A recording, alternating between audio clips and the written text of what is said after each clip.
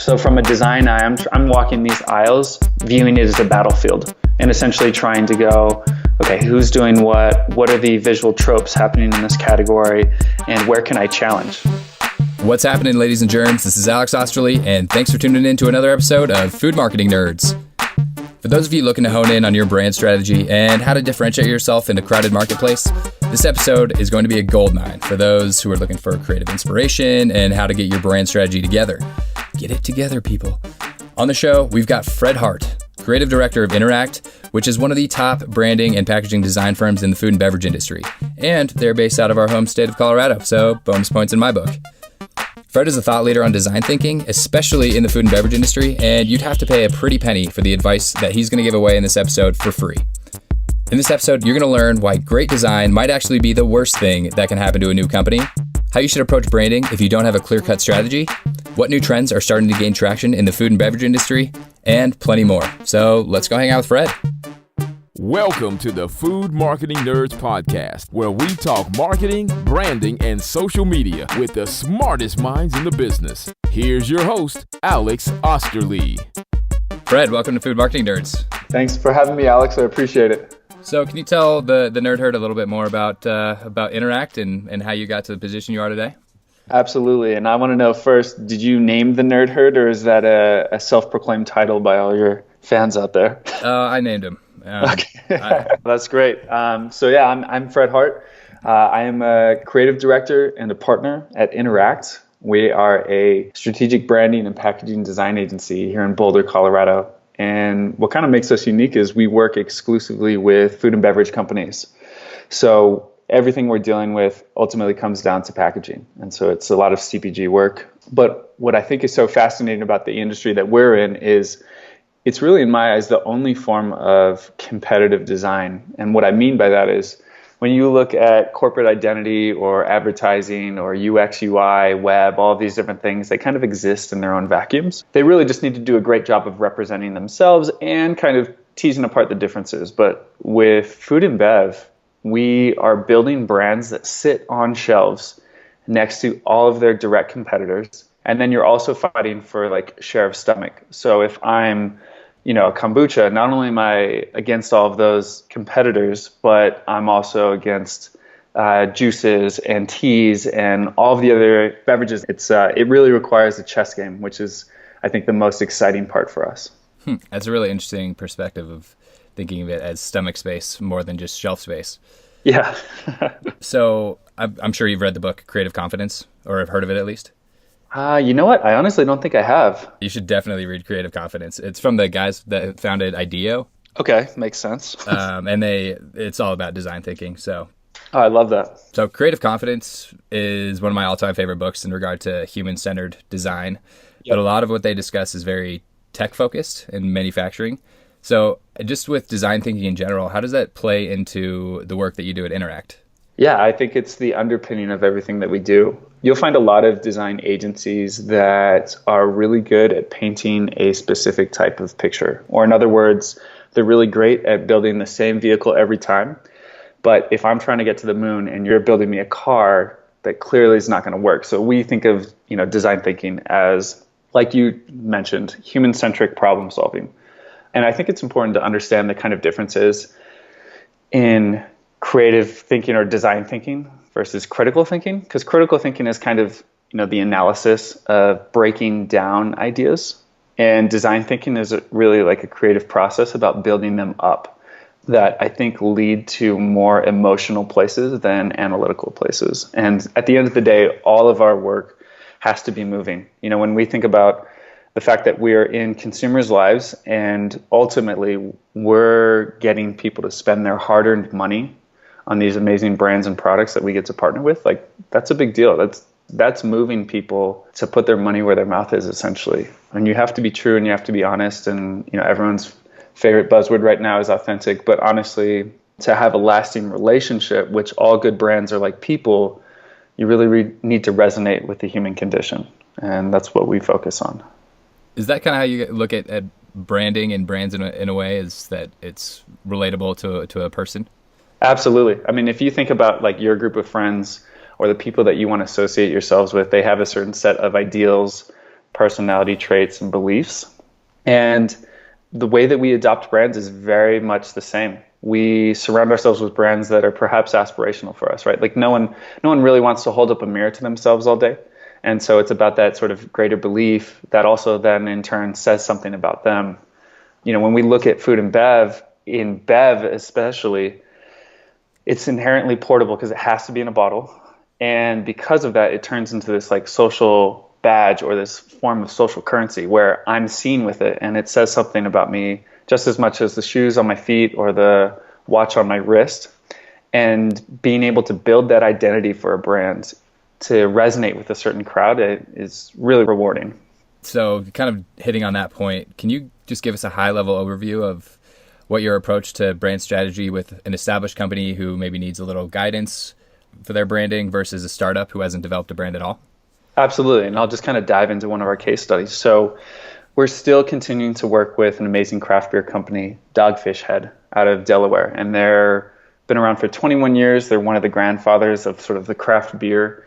And even though craft beer is kind of going through its third wave right now, they've managed to stick around and become 13th largest. And not only that, but really build out a lifestyle brand for themselves. It's not just about beer. It's about Sam, the founder, these crazy stories, these music festivals, all of these other things. And when they approached us a little over a year ago at this point, their packaging was all over the place and was kind of emblematic of this issue that they were having at shelf, where the category becomes so competitive and so overcrowded that their mantra of off-centered ales for off-centered people, which at the time of pushing against Budweiser and all the big boys 21 years ago made sense. Now everyone is trying to like out-hop one another and you know, like just be as crazy as they can be. So for us, when we approached the project, a lot of it was getting to know them, and we went to Delaware and we did an immersion. We stayed at the inn, we went to the brewery, we went to the brew pub, we had dinner with Sam, some of his amazing team, and got to understand the DNA. But then we had to turn our focus back outwards to the world and say, all right, what is Dogfish Head known for? What can they actually own in the marketplace that's unique to them? And at the end of the day, it was creativity. There is no other craft beer brand out there in the world that is as creative as Dogfish. And we had to find the problem that we're actually solving for people. And inherently, everyone wants to think that they are more creative than they might actually sort of put out there, right? Like we all aspire to be creative. And how can you make your beer be that symbol for your creativity, for your appetite for small risks? And ultimately, our sort of slight repositioning of the company, or refinement really, they always had it, and then the execution of that through the branding, through the packaging, was showing off their list of ingredients and telling a narrative about all of the stories that went into the beer. I mean, just to give you an example, they have Midas Touch, which is an amazing beer. And essentially, Sam and team hired an archaeologist, and they went kind of overseas to a supposed King Midas's tomb. And they found a vessel, they swabbed it, and there was this residue of a mead, which is an ancient type ale. And they basically recreated it with all of the ingredients that those people would have had from those regions. Really? Yeah. And that's insane. And then they import it, right? And it's a highly priced beer because they don't sort of balance their portfolio. It's like, look, if it costs us X amount to import from, you know, Syrian wheat or Egyptian honey or something like that, you're going to see that in the price because I really believe in transparency.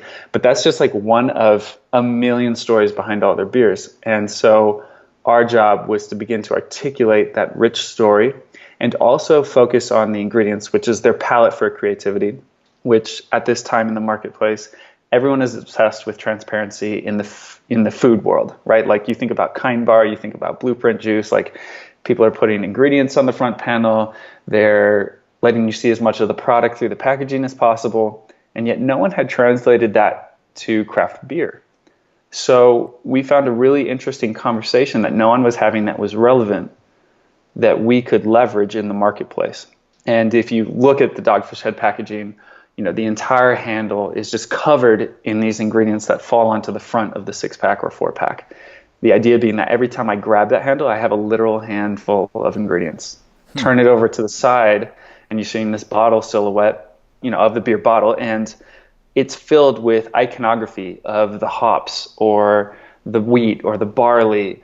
And then there's usually always a storytelling icon embedded into that along with the narrative, so that as a consumer, I know exactly what's inside my beer, because we're also fighting these like faux authentic beer companies like a Shock Top or a Blue Moon that might be using flavors or filler ingredients.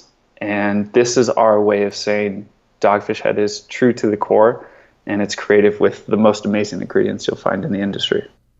That's all new information to me, which makes me really like Dogfish Head a lot more. That's a really cool story how they weave in all the different, whether it's swabbing, what was it? Yeah, and archaeologists, kind of dive in. Like I couldn't even make this up if I wanted to. That's how amazing, the creative juices are. Now, how do you bring all of that into a comprehensive package that is the branding and design? That's so much to communicate. Yes. And it's about picking and choosing your battles, right? Because if we start talking about all that stuff, we're going to lose a lot of people that are just looking for beer at the end of the day. And we have our hardcore enthusiasts. You don't stick around for 21 years unless you have people that are absolutely diehard fans. So it was sort of managing, how do we give them a Dogfish Head pack that's recognizable? Because it certainly went through a lot of change from where they've been. So get those hardcore people to sort of own and adopt and find those little nuggets of these stories now embedded into the actual packaging. But give this new wave of consumers that are still coming into craft beer, because we haven't even hit critical mass yet, and allow them to have a conversation that's useful to their needs, which is, what's in this beer? What is it going to taste like? What can I expect? So it's really a balancing act. And I think it's sort of this notion of like the reveal. So when I'm standing back on shelf, the information I'm seeing is all about the product.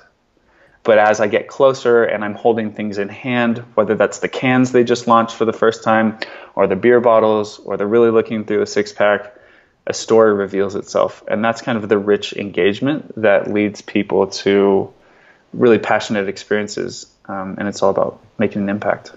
Are the redesigned packages up on Dogfish Head's website? They are. They absolutely are. They started to roll out in August. And at this point, for the most part, their entire core line, so you're talking 60-minute, 90-minute, Namaste, and a number of others, are all up on shelf. And they've just launched cans for the first time, which is a super exciting endeavor for them. Sam, the founder, for a long time said he would never go into cans. But at the end of the day, he's sort of a man of the people, and he was hearing over and over and over that people wanted the portability and even the perceived freshness that cans is bringing to the industry. And you have so many young craft beer companies really just launching only in cans that they've eliminated the stigma that once existed. But you can find all of this stuff on the store shelves now. And I'm on their website now, and their new packaging is amazing. You guys did a really good job. Thanks. I will send a check in the mail for that compliment. Perfect. I'll give you our address after this. So, in your opinion, I know you kind of mentioned that you can visualize the way that a company should act based around their brand, kind of like the personality of an actual person. In your opinion, do archetypes still fit into a solid brand strategy? Or is that trying to draw some unnecessary borders that don't necessarily have categories? Yeah, I mean, you bring up a great question. So, archetypes are relevant whether we want them to be or not. Like, they are kind of almost fundamental truths, just as there are a set number of sort of genres in literature or, cinema, right? Everything can be sort of fit into these buckets. And sometimes the names of those buckets evolve with taste and, just like public interest. But for us, archetypes are more about understanding the personality, not the why behind a brand. We're always looking for this like fundamental human truth behind the brand that ultimately resonates with people, because that's what brands are built for. And then the archetype is kind of laid over the top to express the right style of execution or voice that message gets, right? So I can be a brand about optimism. And if I'm the explorer archetype, I might be a little self-indulgent in the way that I talk about that, or it may be about bravery. But if I'm a like the innocence of Archetypes, that message is going to be expressed in a very different way. So for us, we see Archetypes as sort of expression filters of a higher message. Gotcha. So if you've got a client with I guess you already spoke about Dogfish Head, but if you've got a client that has an established company but not necessarily the most clear-cut brand strategy, where do you start with that? Do you go with, we think this is your brand archetype, or do you start with the why and then go from there? We'll start basically as if we know nothing about the company, and we'll try to treat it like this is our first time ever meeting them or hearing about them. So for us, we do a lot of deep dives with our clients, big or small. Some of the Dogfish Heads of the world, we'll go out and we'll do full several-day immersions. But for a lot of the young, emerging, or natural channel clients that we have our partners basically fly to Boulder, Colorado, or sometimes we'll go to them, and we'll perform these half-day workshops where we really dig in. For us, it's really tapping into the founders and understanding their story and the human story, right? Because as you get bigger and bigger, you get far removed from that essence of what made you start in the first place. And we're trying to tap into that passion to express their why. So for us, if you've got a brand, so we worked with a local Boulder favorite here, Bobo's, recently. Oh, yeah. Phenomenal company, great products. Beryl, the founder's an amazing woman. And, they had been doing these oat bars. And for so long, the brand had just been about being fresh baked. And they were focused on kind of what they were, not who or why they existed. And, just to give a little insight, the name of the brand, Bobo's, is Beryl's daughter's nickname. So Beryl's daughter's name is Alex, but she called her Bobo growing up. And one day, Alex, aka Bobo, wanted to make oat bars in the family kitchen on like a Sunday rainy day. And so they did that. And Beryl had this epiphany moment of, I don't want to work in banks. I don't want to do a corporate 9-to-5. I want something that makes people feel great. And I enjoy this moment with my daughter. And so I'm going to create a brand doing that. And for 13 years, she's been building this company slowly doing that. But when we got in touch with them, the bar category had exploded, right? And you've got everything from Cliff Bar to Pro Meal to Kind and everything in between. And our work with them was not so much throwing out everything that they'd done, but diving back in as if we knew nothing and asking, why did you do this and what makes it unique? And what we came out of those conversations with was an understanding that Bobo's is the brand that brings us home. And what that means is, when you think about sort of the products that you make at home and the warmth of the home and the caring of, your grandmother making baked goods for you, that's essentially what the Bobo Oat Bar is. It's a product you can actually still make in any kitchen in America. I dare you to try that with a Kind bar or even a Cliff Bar. These things are like slab extruded and require a factory line to put it all together. The other thing, though, was, in the brand's positioning, not only are we giving you a sense of the home that you probably came from or aspire to have had, but we're also giving you a small piece of home to take with you out to the world. And it was really about the emotional nutrition than it was the physical nutrition that everyone else talks about, whether it's like protein, fats, all of these different things. We were focused on a different type of conversation and understanding that we were bringing the perimeter of the store, the bakery aisle, to center aisle. And that was really unique for us to have as a positioning. And it's definitely serving the brand well now as we've kind of redesigned them and they're starting to launch innovation. But I think that's a perfect example of a brand that had been established, had a certain sense of like who they were, how they should act, but we needed to go back in, reopen everything and clean off the slate a little bit and rebuild. But the story was always there. And I love Bobo's Oat Bars. They're delicious. And I have seen their new branding and it's impressive. I love it a lot. It definitely incorporates their brand story and what they had before so that it ties in what their existing customer base already loves about the brand. And then it's definitely more appealing to someone who's never heard about them. Absolutely. Yeah, I think that's the biggest thing. If you've got a lot of people here, especially the state of Colorado, how do you extend that love and warmth and that story to be bigger than just Boulder to the rest of the country? And so that's what our work focused on. When it comes to branding and design, there are a lot of psychological factors at play that could influence how someone perceives a brand. And I know you guys do a ton of discovery where you're diving into the why of the brand and the story behind the founders, etc. But if you look at, I mean, do you guys take psychological factors into, or these psychological cues, whether they're subconscious or conscious, to play into your approach to design?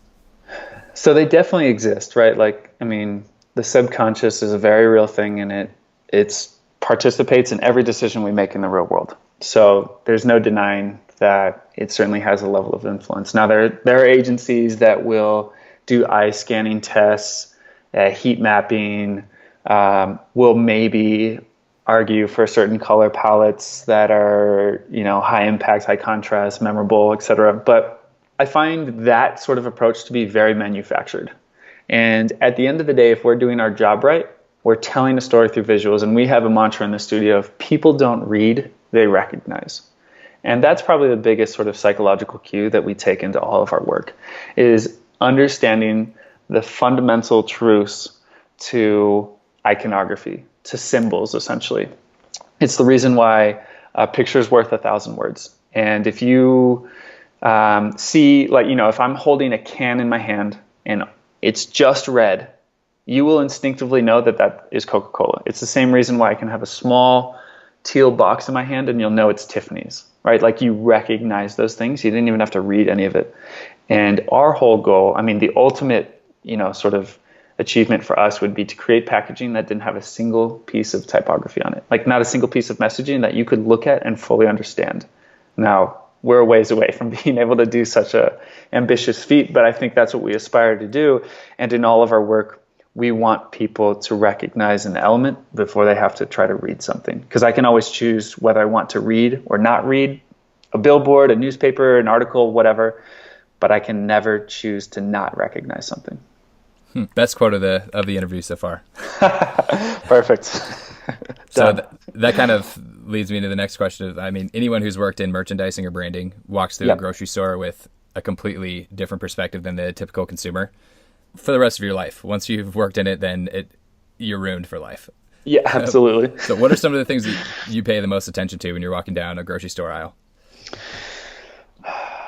I have a very different view than most people because I'm scanning the entire shelves looking for things that have changed, right? It's almost like I'm trying to will some sort of photographic memory to understand, like, oh, it looks like Nabisco's Oreo just started to pivot with their graphics and they're doing X, Y, and Z different. Or, oh, it looks like someone just went through a refresh. Or, wow, I've never seen this before.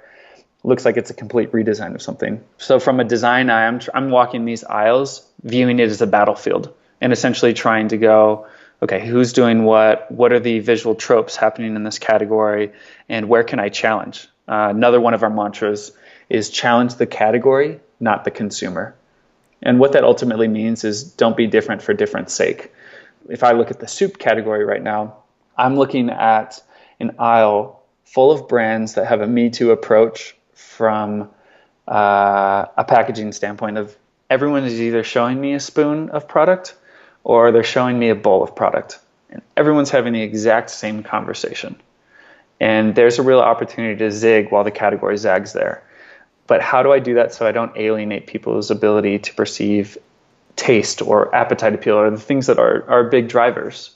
An example I love to give is you look at the popcorn category, and for the most part, and we're talking about pre-popped popcorn, but you could throw a microwave in there. Everyone's got pictures of popped popcorn on their packaging. Like, who in this day and age doesn't know what popcorn looks like?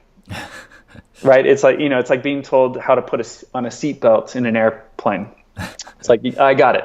But what I'm getting at is Boom Chicka Pop, a brand by Angie's, launched, and they don't have a single piece of photography on their packaging. It's big, it's bold, it's bright colors, it's personality driven, which you'd never seen in popcorn before. And it entirely disrupted that category because it said, here are all these conventions that everyone is playing by. We're going to challenge those, but we're not going to challenge the consumer because the truth there is they don't need to see it. And I love that approach. And now you're seeing a lot of companies be a lot more expressive within popcorn, not just talking about what they are, because the second that you're having the what conversation, you're commoditizing yourself. It's all about why. And they've really elevated the entire conversation that category is now trying to have. That's an interesting perspective. Not challenging the consumer. I think it's so easy to get lost in how do you differentiate yourself without considering the end user. Absolutely. I mean, we can't be designing for ourselves. That would be art.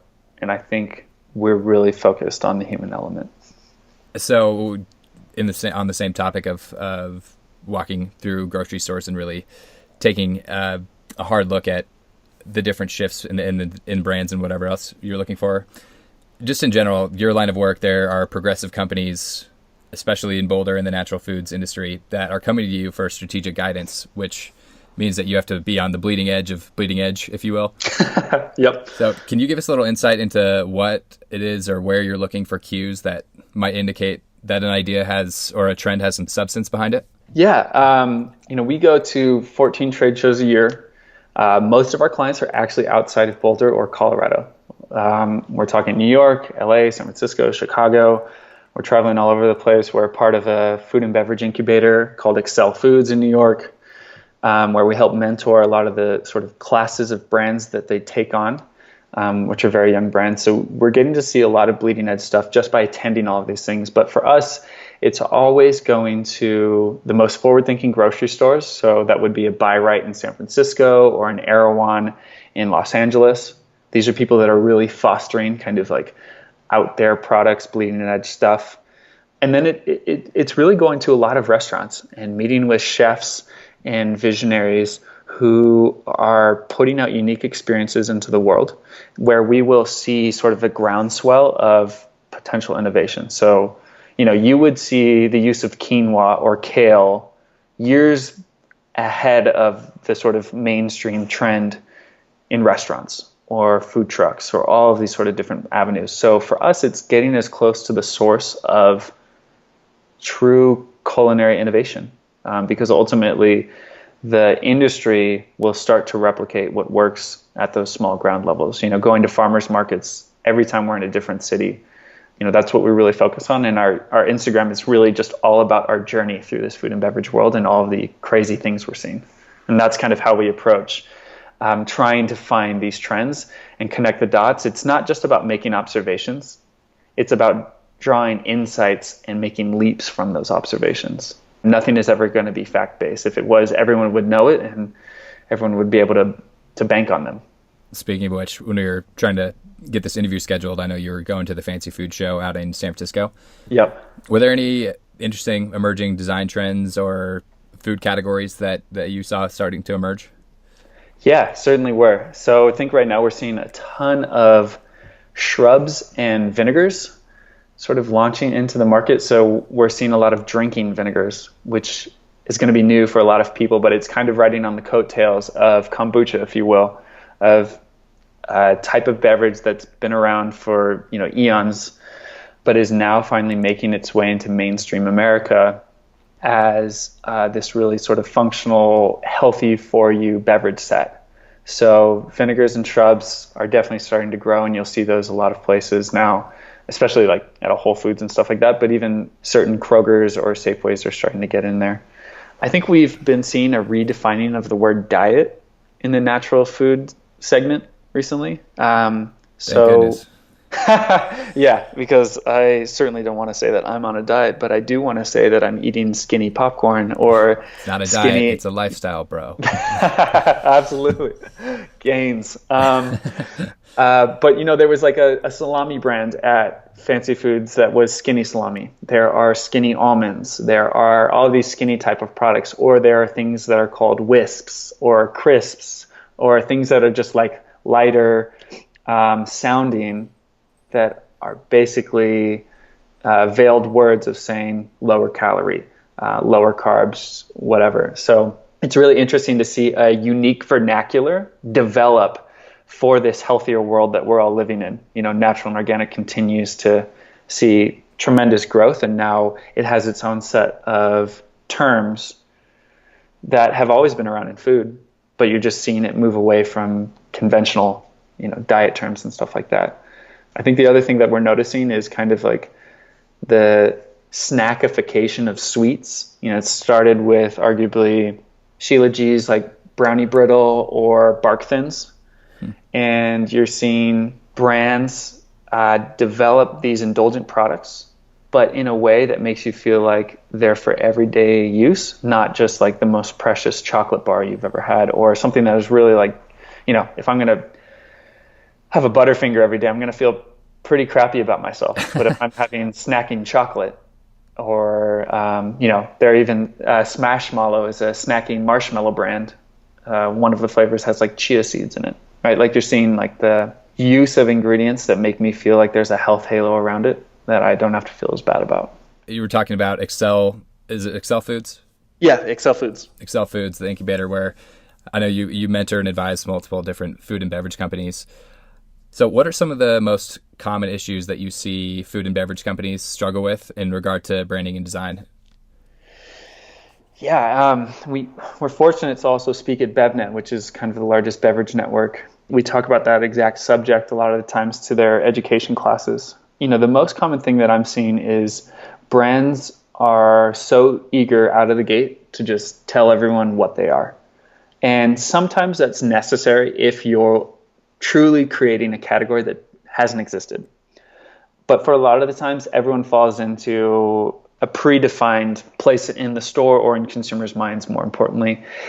And if you're just talking about what you are, again, you're commoditizing yourself. Like when you're having the what conversation, you're talking about a product, and people are pragmatic about products. I'm going to look at it and I'm going to go, how much does it cost? Can I get it cheaper elsewhere? But as soon as you start talking about brand and the why, you're increasing sort of margin. So you're less susceptible to price wars and private label, and you start to embody something greater. So, whether that's coconut water, everyone knows that coconut water is hydrating and that it's a single source thing and it's from nature.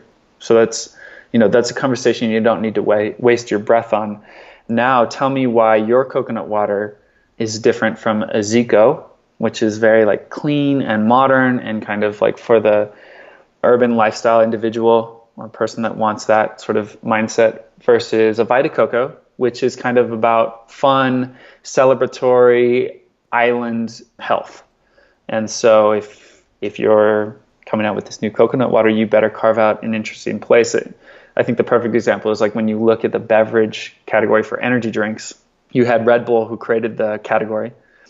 And then you had people come in identifying the fact that Red Bull was not talking to under-leveraged markets like Monster, went after this sort of alternative lifestyle, extreme individual, where Rockstar went after the party animal and perhaps, the frat lifestyle. They were essentially all the same product. None of them were really talking about the fact that they provided anything else than energy, but they said, this is who we are, this is what we believe in. And people really associated with that. That's another really insightful look at it, where as soon as you start talking about what you are or what you sell versus why you do what you do, exactly, you just commoditize yourself. Yeah. I mean, the best talk on the internet, I think, for anyone sort of starting a brand is Simon Sinek's TEDx talk, where he talks about, I think it's the golden circle, and how the conversation you need to start with is why. And he gives this beautiful example of Apple that I'm not even going to butcher on this podcast for the users, but I would highly recommend listening to that. It's phenomenal. Yeah, we'll definitely link that up in the show notes. So if you were to launch your own line of products, food products, where would you start with branding and design? I actually wouldn't, which is the best part, I think, of what we do. When we have these talks, we tell everyone that great design is the fastest way to kill a bad product. And for anyone out there starting a food or beverage brand, not the last thing, but you need to start with your product, right? Like it has to be amazing, because what we do is, as designers and brand builders, is we develop a promise, right? So when you're at shelf, you're going to see something and it's going to promise you a certain set of things, whether that's values or taste or any of these other things. But the equation for any brand is your promise or your presentation plus your follow-through equals your brand. And if I give you an amazing promise and your follow-through, aka the product quality or experience, falls short of that promise, I'm never going to try it again. It'll be a one-time purchase or trial, and you're going to die on shelf. because people aren't going to give you a shot after that. You will find brands out there in the world that have a very poor promise or presentation, right? Like haven't invested in branding or design, and yet the quality of the product and that experience is so phenomenal that it will create this small groundswell of people that are like, look, you just have to try it, right? And you trust your friends and family, even if you're skeptical about the way that it looks. And the example I love to give is Tito's vodka. I don't know if you've ever had it, but I mean, any night, not just a Friday, Saturday night. It's great. But the branding on that, looks like something that's maybe been distilled once in your uncle's garage, right? It's like this craft thing. It's not much design, but that's part of the authenticity of it. And that's a brand that's been able to succeed because the product speaks for itself. It's so good, right? The other side of that is Grey Goose, perhaps, right? Like where I have a great presentation and a product that's equally good. So it will present less hurdles at shelf for trial. If it looks well designed and it looks premium and it has all the right cues, I'm much more willing to sort of adopt in and jump over the hurdles of price or whatever, or just, insecurity of something I've never tried before. And so, if you're starting a fruit or beverage brand, you really got to focus on the product, on the follow through of the promise before that we can set you up with, the ideal communication at shelf. Yeah, I think that's really sound advice. If a company knows that they need a rebrand or is looking for some strategic packaging redesign, when does it make sense for them to get in touch with an agency like Interact? I think when someone has come to the understanding, willingness, and ability to invest in their own future, which can be a very tough thing, right? Like if you think you've got a multi-million-dollar brand on your hands, right? The potential for one, how much are you willing to pay to realize that? And that's a tough thing to ask people to put a value on their idea. That's my way of saying that what we do is not cheap. But if you think that, this brand or your product really has legs, then it's probably worth investing in. What I think all entrepreneurs should know is, in working with us or any other agency, what you're not guaranteed is success, but it's potential. You are essentially trying to align as many of the stars as you can to build growth. And we certainly facilitate a large role in your messaging, your positioning, your branding, your design, but you have to have the right co-packer, the right manufacturer, the right regulatory lawyers, the right, accounts, all of these different things. What we do is basically prep you to have the most success or the most momentum possible. But there's no one in the industry that can guarantee you success based off design. But if you're willing to take that risk, you can get really amazing places with it. Paying for potential, I like that. Yeah. And that's what we all do. If it were guaranteed, everyone would have a design agency working on their stuff. Right. And there's so many different, I've had so many different interviews with successful food entrepreneurs that's the biggest piece of advice that they recommend to every single one of a lot of them have worked in the incubators or sit on the boards of multiple different food companies. And their first recommendation is don't have your cousin who knows how to do Photoshop design your packaging, because it's worth investing in great branding and packaging design. And I think that is one of the most true. It's one of the truest statements I've heard.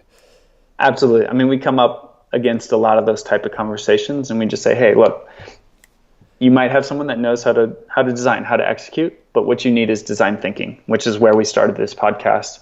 And it's really, with an agency, you're getting multiple people all tackling the same problem or asking questions to maybe find out if the problem we've got at hand actually isn't really the one we should be tackling.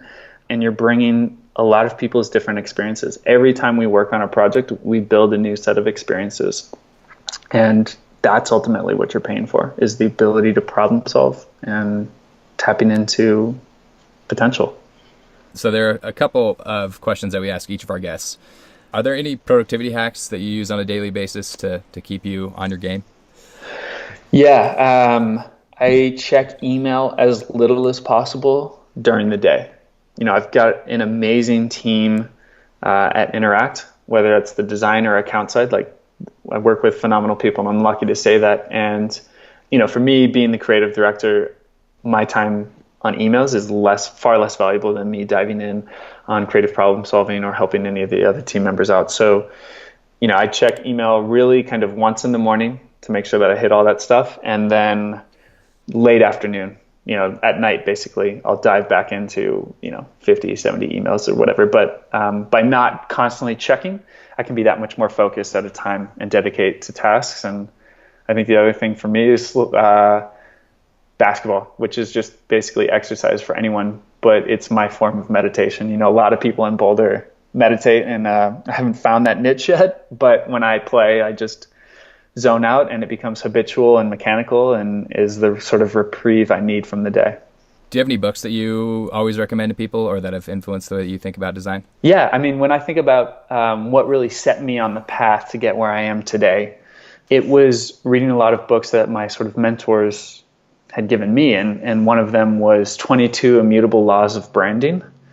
Really great book, dives into some case studies, so it's not totally dry, but it's a great place to start understanding the sort of playing field and some of the fundamental truths that brands are built upon. But, part of it really, I think, is you need to educate yourself to understand all the rules and then how to break them.